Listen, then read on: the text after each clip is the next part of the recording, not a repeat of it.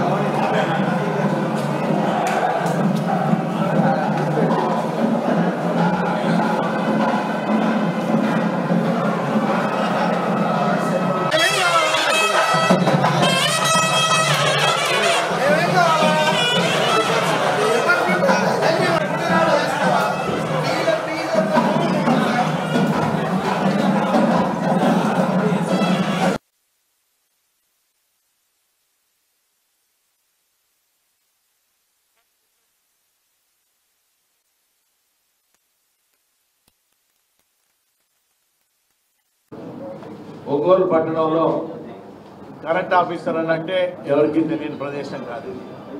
పూర్తిగా ఎస్సీ గారి ఆఫీస్ అనేది ఒక మంచి సెంట్రల్ ప్లేస్లో కూడా అప్పుడు ఏర్పరిచి అందుకు కావాల్సిన సర్కిల్ భవనం అనేది కూడా ఒకటి ఏర్పరచాలని చాలా కాలంగా ఒక పెండింగ్ ఉన్నప్పుడు గౌరవ మంత్రివర్యులు బాలినేని శ్రీనివాస్ రెడ్డి గారు ఆలోచించి ఇది దాదాపు 7,63 రూపాయలతో నిర్మింపబడిన భవనాన్ని వారు శాంక్షన్ చేసినందుకు ప్రత్యేకంగా మీ అందరి తరఫున మంత్రి గారు బాలినేని శ్రీనివాస్ రెడ్డి గారికి ధన్యవాదాలు తెలుపుతున్నాను.